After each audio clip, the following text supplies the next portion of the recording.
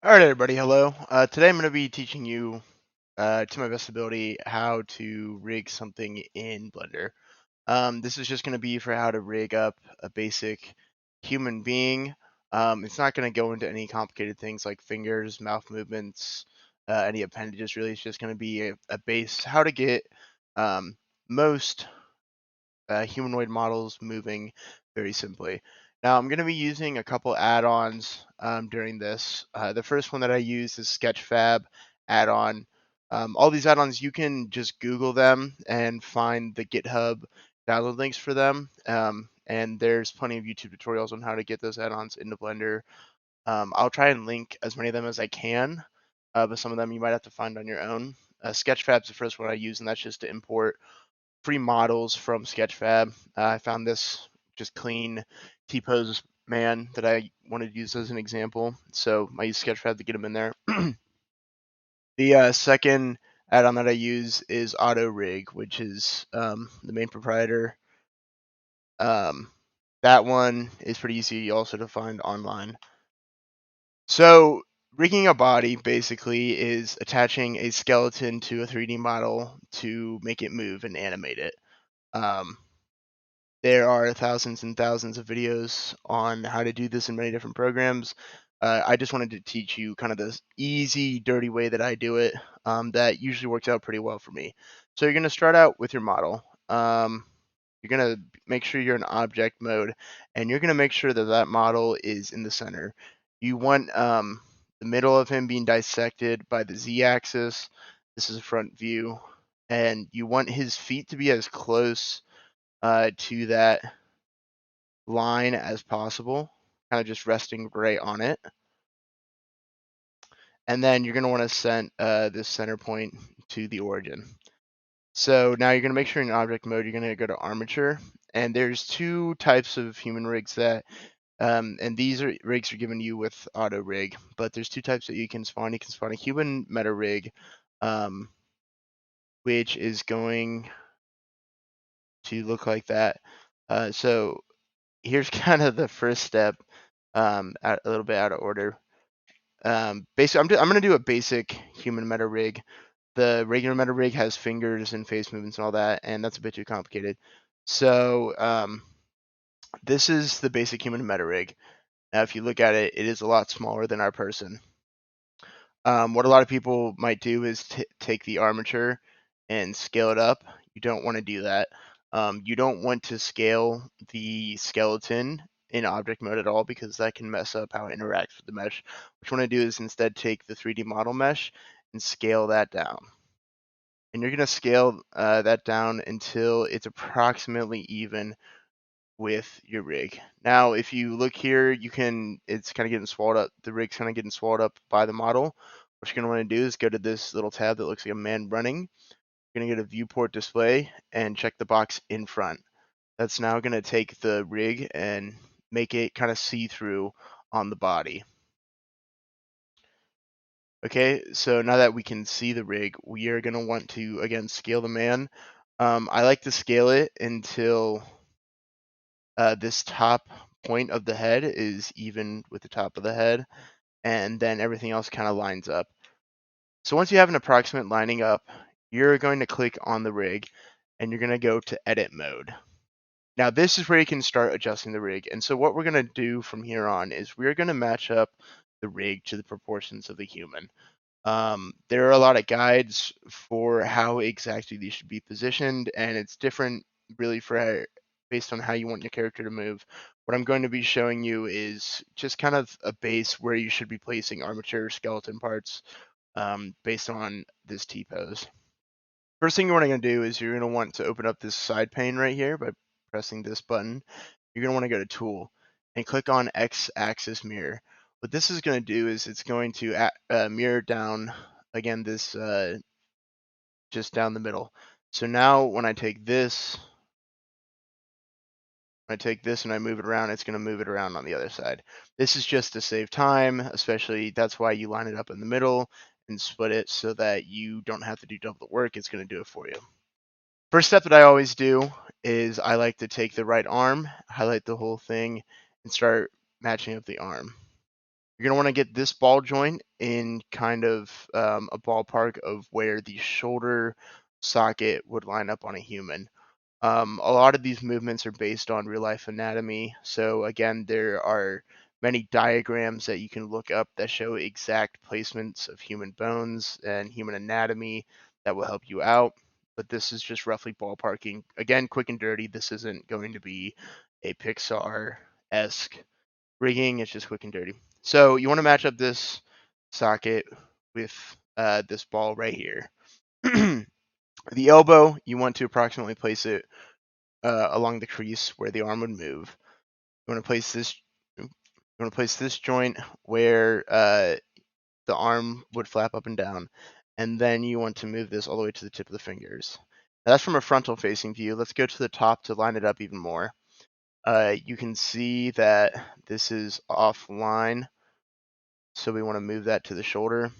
Now, with the elbow joint, you want to move that right to where you can see usually on an elbow there's kind of a protruding rounded edge. You want to move that ball out to where that would be so that the rest of the arm can pivot on it.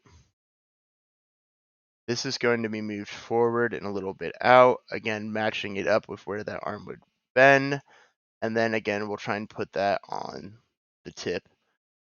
Go back to the frontal view to see if everything still matches up, and then we'll go to a side to kind of adjust a few things.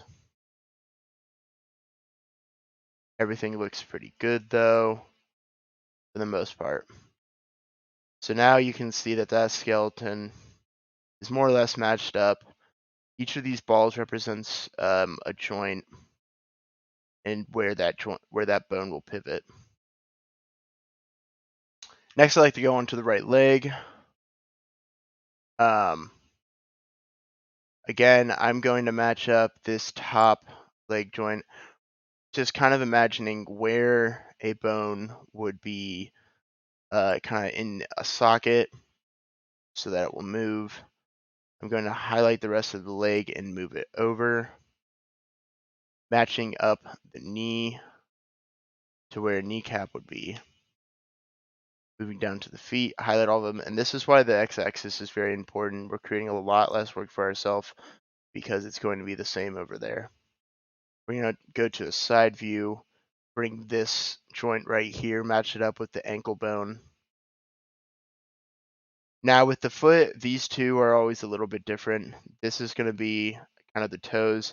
So you want to place it at that little crease where the toes begin and have it end where the toes end. I want to put that one about right there and angle it flat.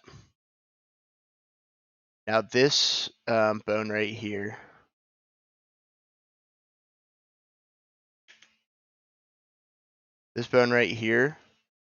you want to move that. You want to move this back to a little bit behind the heel. So you want it to be at a 90-degree angle with the flat of the foot going up to the heel. If you can imagine that 90-degree angle right there. We're going to go to the bottom view, take that, and we're going to angle it with the foot so that it is perpendicular to imagining a line going down the foot.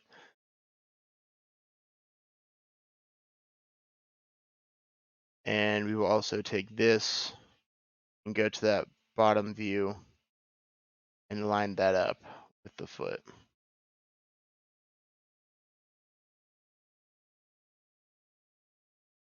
Again, if some of this doesn't make sense, there are thousands and thousands of guides. I'm by no means an authority on this. This is just how I do it whenever I need to quickly make something move in Blender. So the legs look about right. The knees, we're going to move them forward a bit, kind of like the elbow. We want them where that, imagining a ball right there would be. Now we're going to move on to the hips. We're going to take this and move it out to the edge where the hips would be. So get that V kind of like, on a ripped guy where that muscle would be protruding. Imagine that's kind of like that. That looks good. The spine I tend to usually not mess with, but in this case, we're going to mess with it a little bit. You want to not strictly follow like the back curve, but really go for this middle chest area. You want to follow the middle. Let's move this back, excuse me. Now with the neck, it's hard to describe it, but you're going to have three different parts. You're going to have the first part of the neck, which goes from the shoulders up. You know, the second part of the neck, which connects, the second part of the neck, which is kind of where the head connects to the neck. And then you're going to have the top of the head, which is usually, I try to put it right in the middle.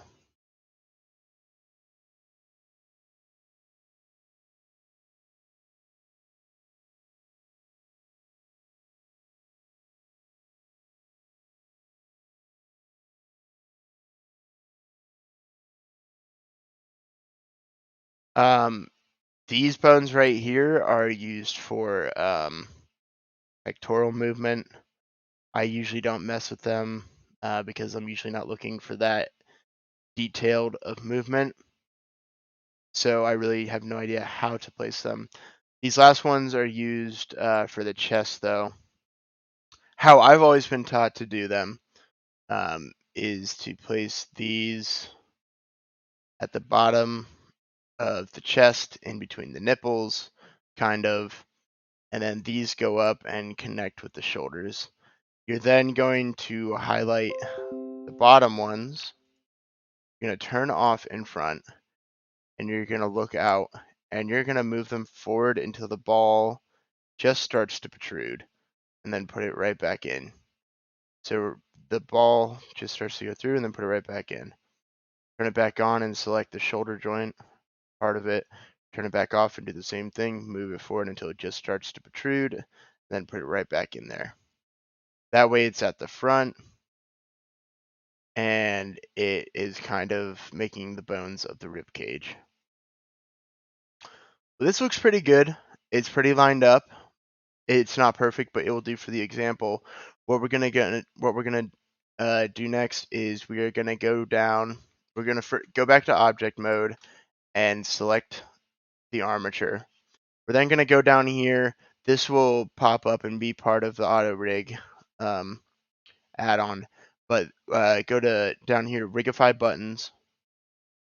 And you are going to just simply click generate rig. What this is going to do is this is going to generate what is called a rig. These are controls basically made out of the armature. So it looks at the bone structure that you've made, and it makes basically handles and controls that you're going to be able to move it with. At this point now we have our rig, which is used to control the armature in the body, the skeleton of the person, and the model. So we have 3 separate things. What we're going to do now is make sure we're in object mode. We're going to select the 3D mesh. We are then going to highlight. We are then going to also select the rig. Make sure you select the 3D mesh first and then the rig. You got to do it in that order. What we're now going to do is we're going to click Control P for parent. We're going to go down and click amateur. We're going to go down to this amateur deform and set parent to with automatic weights. What that's going to do is that's going to make all the calculations for us. Now, all we have to do is we have to click the rig, go into pose mode, and if we've done everything correctly, we should now be able to move our body. Now, there are a whole lot of, this is only the beginning. There are millions of different aspects that go into this after this point. How to make it move, how does the body move, weight painting, all of that. But that's another lesson for another day. With this, you now have a body that can move. And you can see that it's not perfect. And there's also some splitting of the skin right here. There are many different things that you can do to fix all of these. But for right now, we have something that basically, you know, he can move. So thank you, everybody. I hope that was helpful a little bit, and I hope everybody has a great day.